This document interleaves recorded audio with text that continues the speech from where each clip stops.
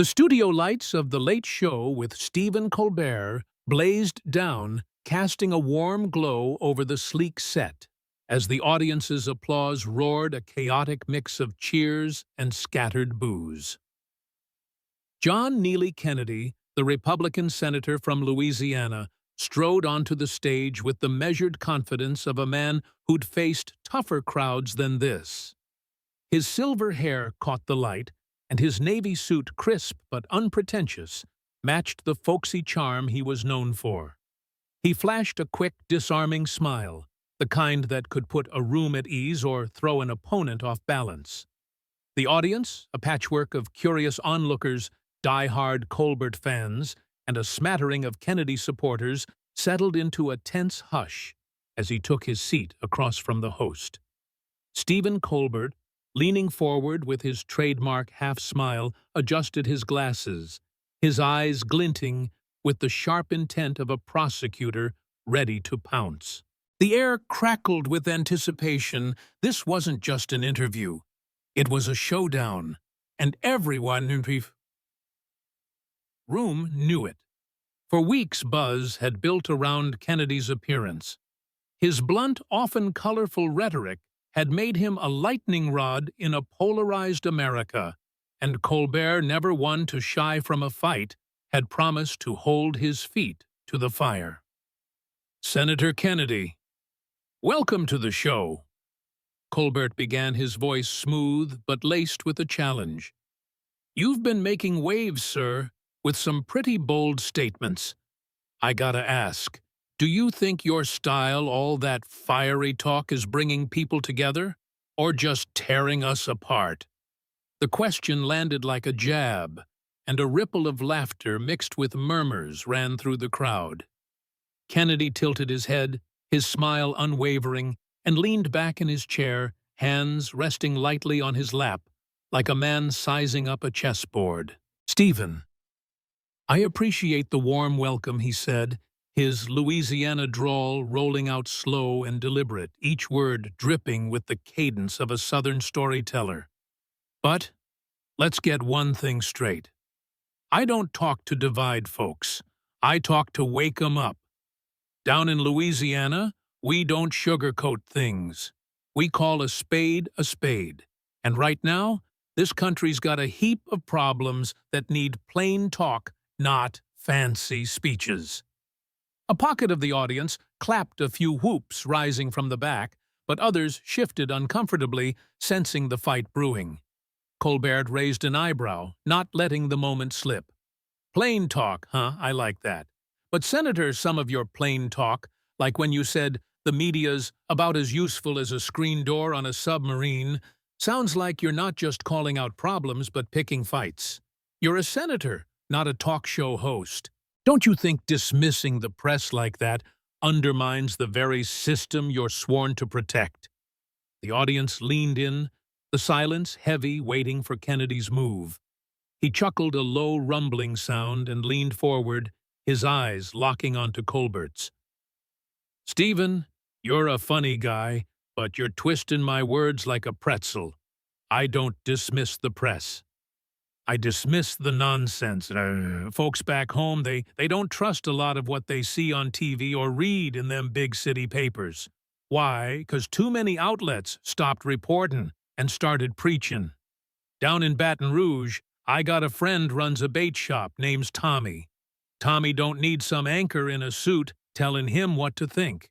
He needs facts, not spin. When I call out the media, I'm standing up for Tommy and millions like him who just want the truth, not a sermon." The crowd erupted, some clapping fiercely, others booing a woman in the front row shouting, "Tell it, Senator," while another shook her head, muttering under her breath. Colbert tapped his desk, his smile tightening clearly, not ready to let Kennedy off the hook. "Okay, Senator, I hear you. You're standing up for Tommy. But let's talk about something specific. You've supported moves to limit who gets access to certain government briefings, saying it's about weeding out fake news. That sounds like controlling the narrative to me.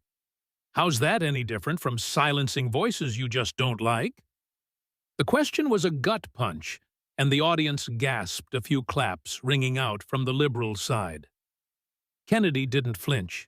He leaned back, crossing one leg over the other, his expression calm, but his eyes sharp as a hawk's. "Stephen, you're trying to paint me as some kind of dictator, and that dog won't hunt. Look, I believe in a free press same as you. But freedom don't mean a free pass to twist facts or push agendas. When we say some outlets don't get a seat at the table, it ain't 'cause we don't like 'em. It's 'cause they're playing a game, not doing their job. Americans are smart, they can smell a rat a mile away. If a news outlet's more interested in clicks than truth, why should we waste time with them? We're not silencing anybody. We're just saying, bring your A-game or stay home." A wave of applause rolled through the studio, louder this time, though the boos were just as fierce, creating a cacophony that made the air feel electric. Colbert leaned forward, undeterred, his voice rising slightly. "Bring your A-game, Senator. That sounds like a nice way of saying you get to pick who's in and who's out. You're a public servant, not a bouncer at a nightclub. The press isn't perfect, I'll give you that. But they're the ones asking questions, so the public, your friend Tommy included, knows what's going on. When you limit access, aren't you really just keeping the public in the dark?"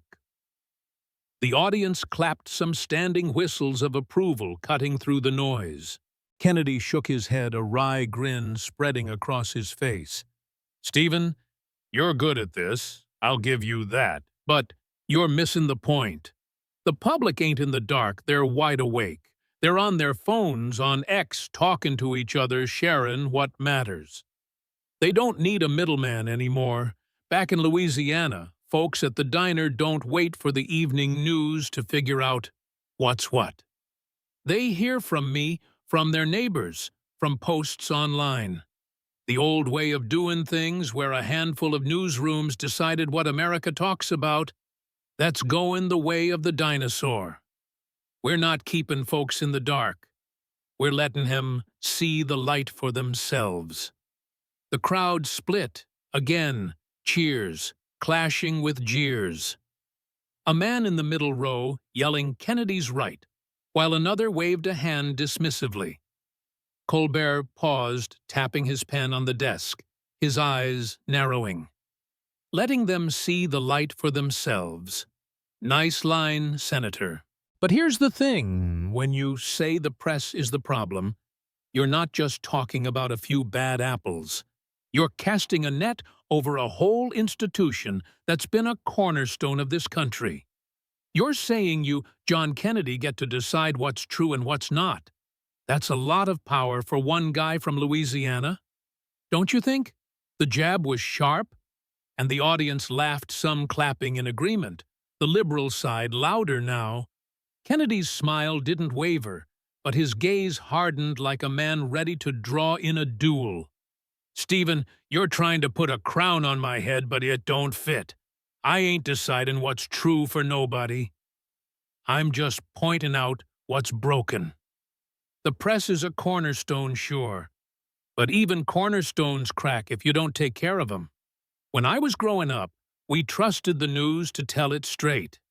Now, too many outlets are more interested in telling a story than telling the truth. I don't claim to have all the answers, but I know this: Americans want folks in Washington to listen to 'em, not lecture 'em. That's what I'm doing, listening to the people, not just the press." The applause came again strong from one side, but the boos were relentless, the studio a battlefield of sound. Colbert leaned back, his smile returning, but it was the smile of a man regrouping. "Listening to the people sounds noble, Senator, but let's talk about how you're listening. You're big on platforms like X, right? You've got thousands of followers, and you're not shy about firing off posts that get people riled up. Some say you're less a senator and more a social media star. Is that how you're reaching the people, by turning politics into a viral game?" The question stung, and a few in the audience laughed, others murmuring in agreement. Kennedy chuckled again, shaking his head like a teacher correcting a student. Stephen, you're really reaching now. I'm no social media star. I'm just a guy trying to talk to folks where they are. X ain't a game, it's a town square. It's where people share ideas, argue, laugh, sometimes yell. I post there 'cause that's where the conversation's happening. You think I'd rather be typing on my phone than sitting on my porch with a sweet tea? No, sir. But if I want to reach the folks who elected me, I gotta meet 'em where they're at. That ain't viral. That's real. The crowd roared, the conservative side louder now, a woman shouting, "Keep it real, Kennedy," while others rolled their eyes. Colbert nodded his expression, a mix of amusement and determination. Meeting them where they're at? I get it. But, Senator, when you're on X calling out the press or firing up your base, it feels like you're not just talking to the people, but picking a side in a culture war. You're a leader, not a cheerleader. Don't you think your job is to bridge divides, not widen them? The audience clapped, the liberal side surging, sensing Colbert had landed a hit. Kennedy leaned forward, his drawl slowing, each word deliberate. "Stephen, you keep talking about divides, but let's be honest, they were here long before I showed up. My job ain't to make everybody hold hands and sing campfire songs. My job is to fight for the folks who sent me to Washington to make sure their voices ain't drowned out by the noise. You want to talk about bridging divides? Start with the press. Start with the folks who'd rather tear down than build up. I'm not widening no gap. I'm just trying to make sure the people I serve ain't left behind." The applause thundered, the studio shaking with the force of it. Though the boos kept pace, a reminder of the deep split in the room. Colbert tapped his desk, his eyes locked on Kennedy, the air thick with tension. "Not widening the gap." "Huh, Senator, you're a master of words, I'll give you that. But words matter, and yours have a way of lighting fires. You say you're fighting for the people, but when you dismiss the press, limit access, and play to the crowd on X, it looks like you're fighting for a version of America that not everyone's invited to. How do you answer that?" The question hung in the air, the audience silent, every eye on Kennedy. He paused just for a moment, then leaned forward, his voice low but firm. "Stephen, I fight for an America where everybody's got a shot, where the truth ain't buried under a pile of spin. You think I'm leaving folks out. I'm trying to bring 'em in by talking straight, by listening hard, by not letting a handful of loud voices drown out the rest. You want to call that a fight? Fine, but it's a fight worth having." The studio erupted applause, and boos colliding, the battle lines drawn, as Kennedy sat back, his smile steady, ready for whatever came next. The Late Show studio thrummed with electric tension, the air dense as a Louisiana swamp at twilight. Stage lights cast a fierce glow over John Neely Kennedy, his silver hair glinting like polished steel, his navy suit creased from the heat of the moment. Across the desk, Stephen Colbert leaned forward, his eyes sharp behind his glasses, his trademark half-smile, now a taut line poised to strike. The audience, a volatile mix of supporters, detractors, and curious onlookers, buzzed with restless energy, their earlier applause and boos settling into a low, expectant hum, like a crowd awaiting a prize fight. Kennedy's folksy grin held firm, but his gaze was unyielding, a man who'd weathered fiercer storms than this. Colbert tapped his pen on the desk, his voice smooth but laced with a challenge. "Senator Kennedy," he began, "you've sold yourself as a straight shooter fighting for the folks back home. But let's get into the nitty-gritty of that fight. You've been a vocal cheerleader for policies that critics say are ripping this country apart, like your push for tougher immigration laws, which some call a heartless crackdown on vulnerable people. How do you square that with your talk of giving everybody a fair shot?" The question landed like a thunderbolt, and the audience gasped. Liberal claps surging, punctuated by sharp whistles and a few shouts of agreement. Kennedy tilted his head, his smile twitching, but unshaken, and leaned forward, his Louisiana drawl rolling out slow and deliberate, each word chosen with the precision of a seasoned storyteller. "Stephen, you're trying to cast me as the bad guy in a story I didn't write," he said, his voice calm but edged with resolve. "Let's talk immigration since you're so keen on it. Down in Louisiana, we're a welcoming bunch, but we believe in playing by the rules. You want to join the party, get in line, show your invite, and bring something to the table. Them immigration laws ain't about slamming doors. They're about making sure the house don't fall apart.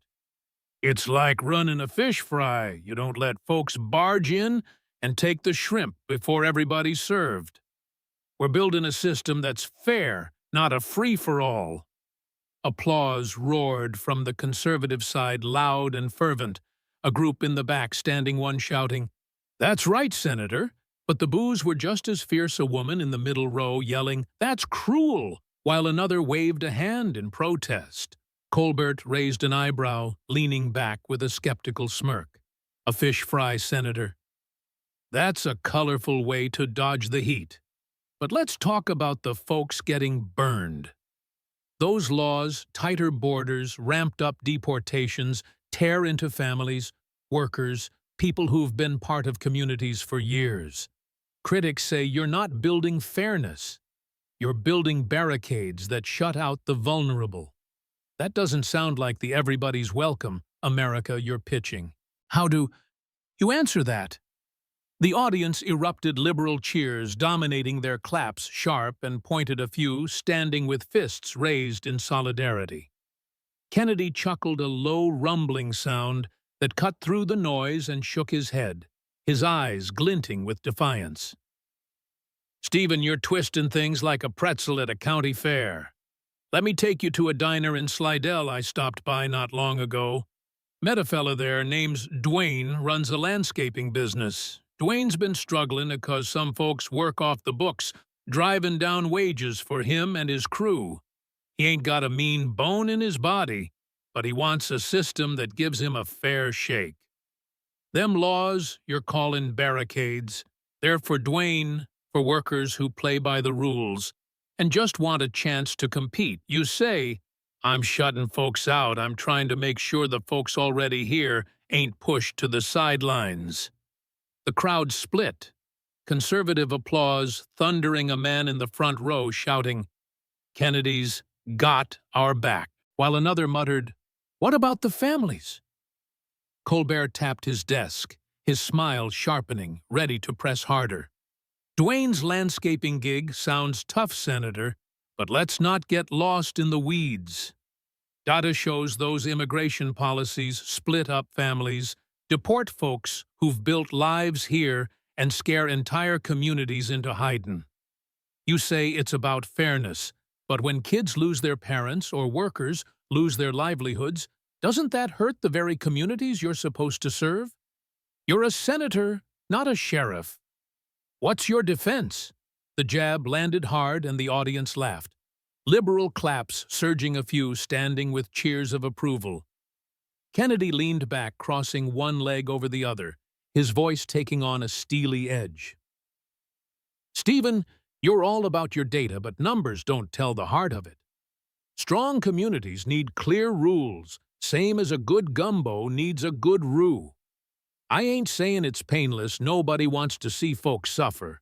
But let's talk about the people who do it right, who wait years to come here legally, jumping through hoops to follow the law.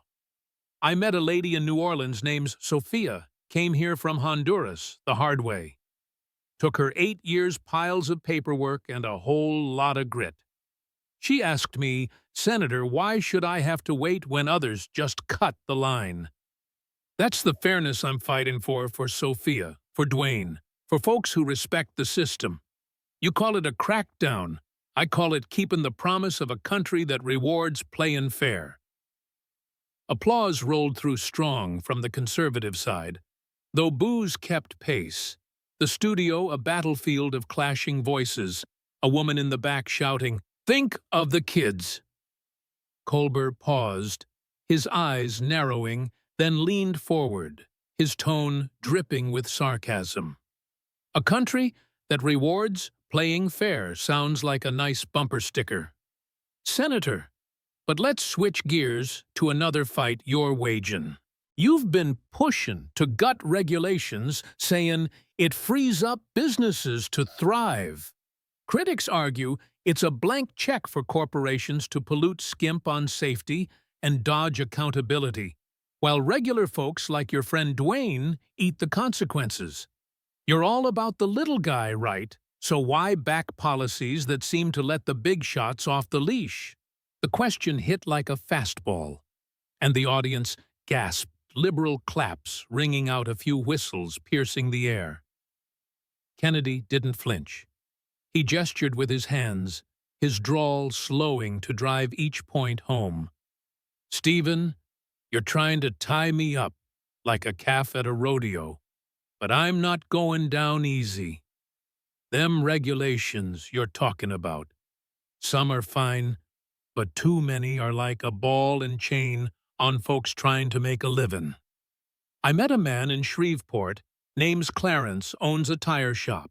Clarence told me he spent half his time dealing with government forms, rules that don't make his shop safer.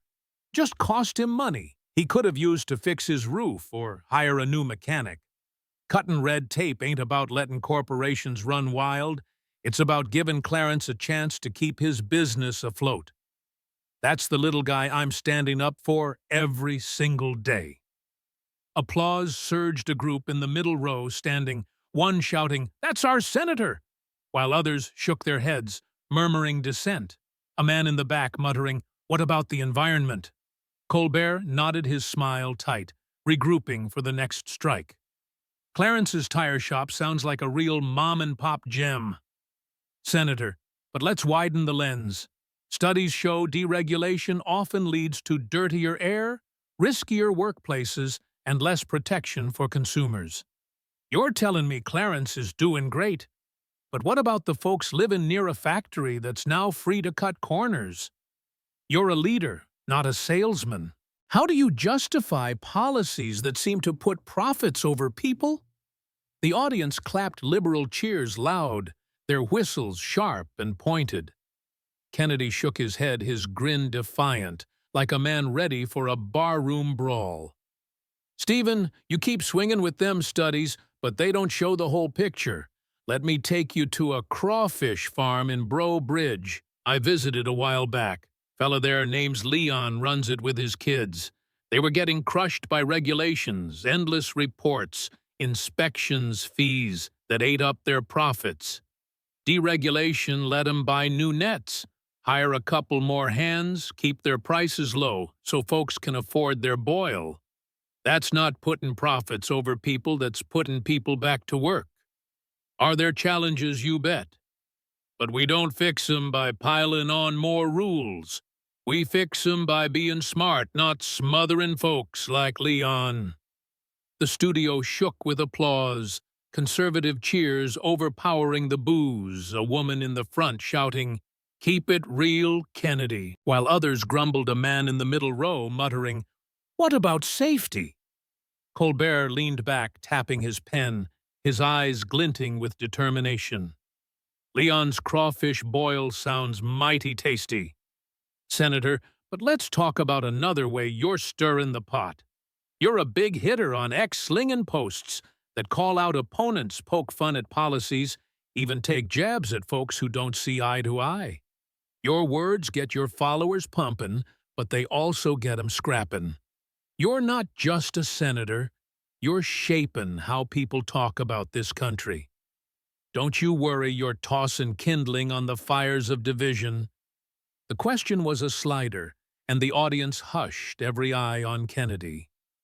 He paused just for a moment, then leaned forward, his voice low but resonant, carrying the weight of a man who'd thought long and hard about his answer. "Stephen, you're dead right. Words carry a load. But I don't post on X to start a ruckus. I post to clear the fog." Folks are bone-tired of politicians who talk in circles hiding behind slick phrases that don't mean nothing. When I call something out, it's 'cause it's hurting the people I serve. Whether it's a policy that's bleeding jobs or an idea that's just plain hogwash. You think that's division? I think it's clarity. Americans are gonna lock horns, that's who we are, always have been. My job ain't to shush 'em. It's to make sure the folks who elected me, the ones who don't get a fancy platform, get their voices heard loud and clear. You want to talk fires. They're burning, but I'm trying to light a path through 'em, not throw more logs on. Applause exploded conservative cheers, drowning the boos a man in the back shouting, "Speak the truth, Senator," while others shook their heads, a woman in the front muttering, "He's just dodging." Colbert leaned forward, his voice dropping a spark of intensity in his eyes. "Lighting a path, Senator. That's a mighty big claim when you're out there throwing punches. But I'll give you this, you don't shy from a fight. Let's see how you handle what's coming next." The crowd roared, the tension thick as molasses, as Kennedy sat back, his smile steady braced for the final round. The Late Show studio was a pressure cooker, the air so thick with tension it felt like the walls might buckle. The stage lights blazed down, casting sharp shadows as John Neely Kennedy sat across from Stephen Colbert, his silver hair gleaming, his navy suit now visibly creased from the intensity of the verbal sparring. His folksy grin, a fixture through the storm, held steady, but his eyes burned with a quiet fire, the kind that said he was ready for the final round. Colbert, his glasses catching the light, leaned forward, his half-smile gone, replaced by a stern focus, like a prosecutor delivering a closing argument. The audience, a roiling mix of die-hard fans, skeptics, and Kennedy supporters, was on edge, their earlier applause and boos now a restless murmur, poised for the climax of this TV showdown. The energy in the room was electric, every word a spark that could ignite the crowd. Colbert tapped his desk, his voice low, but cutting a blade honed for impact. "Senator Kennedy," he began, "you've spun a good tale tonight, stories about folks like Dwayne and Clarence, painting yourself as the champion of the little guy. But let's cut to the chase. You're a leader in a divided America, and some say your rhetoric, your policies, your whole approach is failing the next generation. They say you're selling out young people, stirring up fights, instead of building a future they can believe in. What do you say to that?"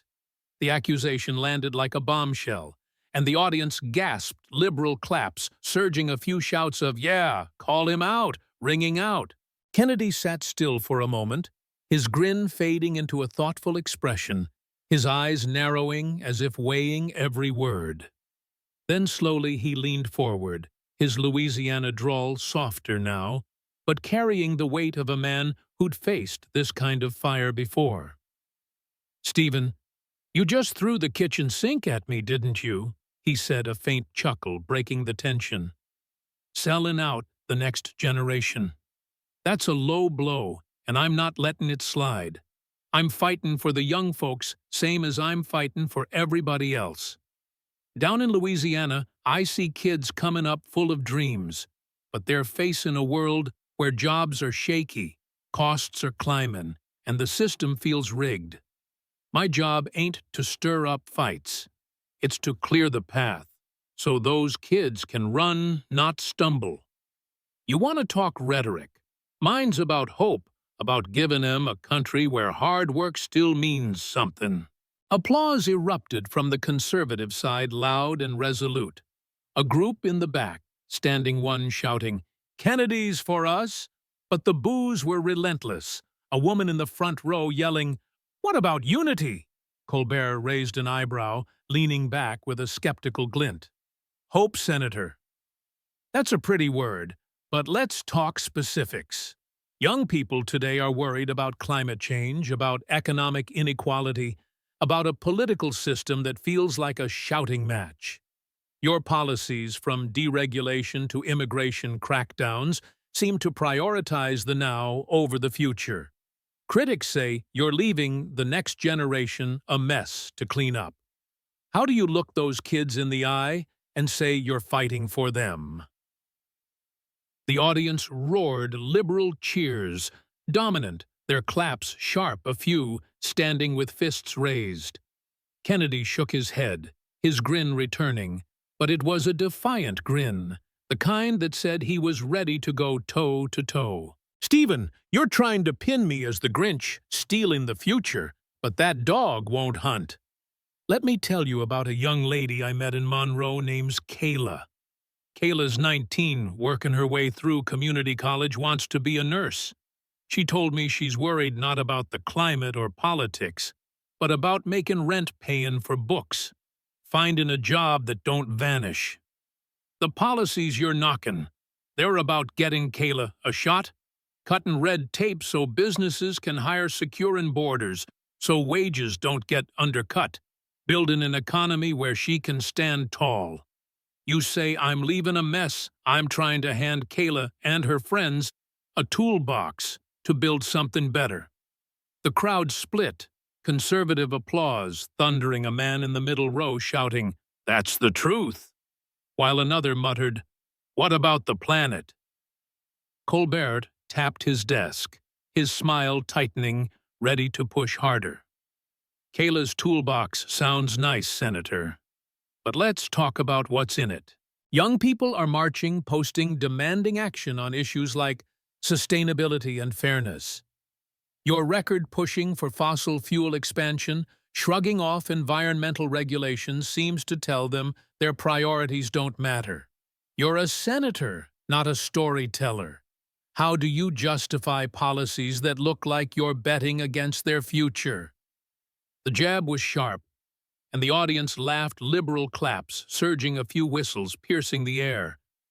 Kennedy leaned back, crossing one leg over the other, his voice taking on a steely edge. "Stephen, you're swinging hard, but you're missing the mark. I ain't betting against nobody's future. I'm betting on what works. Fossil fuels. They keep the lights on, keep costs down, keep folks like Kayla from choosing between groceries and gas. Regulations, some are good, but too many choke the life out of small towns. Kill jobs make it harder for young folks to get started. I met a fella in Baton Rouge named Tyler, just started a mechanic shop. Tyler told me over-regulation nearly sank him before he got going. Easing those rules let him hire 2 kids fresh out of high school.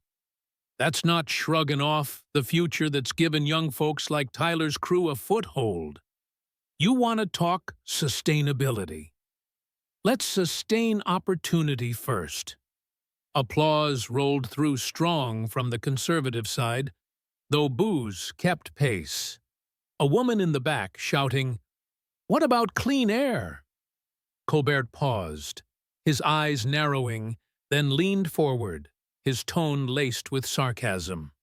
"Opportunity's a great buzzword, Senator, but let's talk about the cost. Young people see a world heating up, jobs that don't pay enough to live, and a political system that's all noise and no progress. Your approach, doubling down on old industries, brushing off their concerns, feels like you're telling them to wait their turn. How do you convince a generation that you're not just kicking their problems down the road?" The audience clapped liberal cheers loud, their whistles biting. Kennedy shook his head, his grin defiant like a man ready for a brawl. "Stephen, you keep trying to paint me as out of touch, but I'm listening to the folks who matter.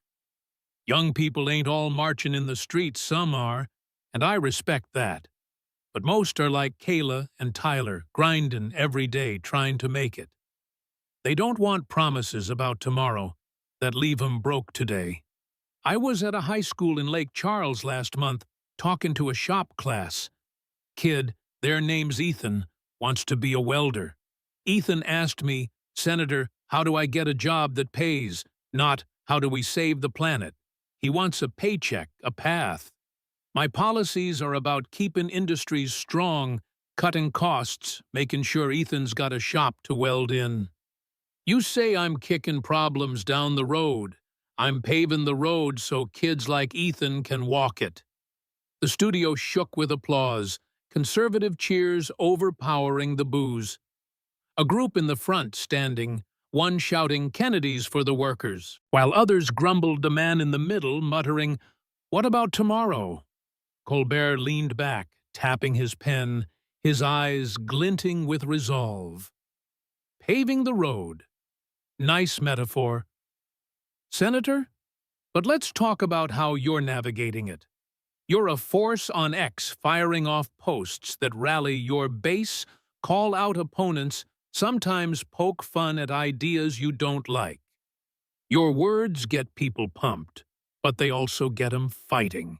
You're shaping not just policy, but how people see this country. Don't you worry. You're fueling a fire that's burning through the trust young people have in our system. The question was a curveball, and the audience hushed, every eye on Kennedy. He paused, his expression softening, then leaned forward, his voice low but resonant, carrying a sincerity that silenced the room. Stephen, you're right about one thing. Words can start fires.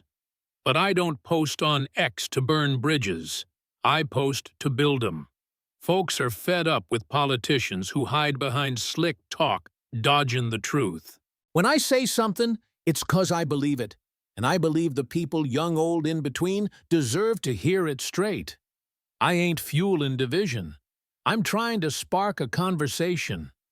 Americans are gonna argue that's our DNA. My job's to make sure the kids like Ethan, the folks who don't get a microphone, get their say. You want to talk trust? It's built by showing up, listening hard, and fighting for what's right, not what's popular. Applause exploded, conservative cheers drowning the boos. A woman in the back shouting, "That's our senator," while others shook their heads, a man in the front muttering, "He's just grandstanding." Colbert leaned forward, his voice dropping a final spark in his eyes. Fighting for what's right. Senator, that's a big claim. But here's my last shot. You're a leader, not a lone wolf. If you're really for the next generation, why not meet them where they are on their issues, their fears, their hopes? Why not show them you're not just fighting for today, but for the world they'll inherit? The question hung heavy. The audience silent, waiting for Kennedy's response. He leaned forward, his drawl slow and deliberate, his eyes sweeping the crowd, pulling them in. "Stephen, you want me to meet the kids where they are. I'm there. I'm in their schools, their shops, their diners, listening to what keeps them up at night. They want a country where they can work. Dream, build something real, not a place bogged down by fights and excuses. I'm fighting for a future where they've got jobs, homes, hope. That's not just today, that's tomorrow, and I'll keep swinging for it till my last breath." The studio erupted, conservative applause thundering like a storm, a group in the middle standing cheering wildly, while liberal boos fought to be heard, a woman in the front shouting, "Show us results." Kennedy stood waving to the crowd, his grin wide, his eyes blazing with conviction. Colbert leaned back, a forced smile flickering, and muttered, "Well, Senator, you've given us a show. We'll be right back." The camera panned out, the audience still buzzing, as Kennedy strode off stage, his steps firm, his presence lingering like a wildfire. Within minutes, X lit up the hashtag #KennedyFires. Back trending posts flooding in. Kennedy just schooled Colbert from one side. He dodged every real question from the other. Backstage, Kennedy didn't rest. He pulled out his phone, posting, "Told Colbert how it is fighting for the folks, not the noise. Let's keep it real." The post racked up thousands of likes, cementing his image as a fighter who wouldn't back down. The clash wasn't just a TV moment. It was a mirror of America's divide where trust is hard-won and every word is a battleground. The takeaway from Kennedy's stand wasn't just about winning a debate. It was about showing up, speaking plain, and standing firm for what you believe, even when the room's against you. For young people watching, the lesson was clear. In a world that's loud and fractured, you don't change minds by shouting louder. You do it by listening, building and fighting for a future that lifts everyone. Kennedy's fire wasn't about burning bridges, but lighting a path, one that challenged everyone to step up, speak their truth, and work for a better tomorrow together.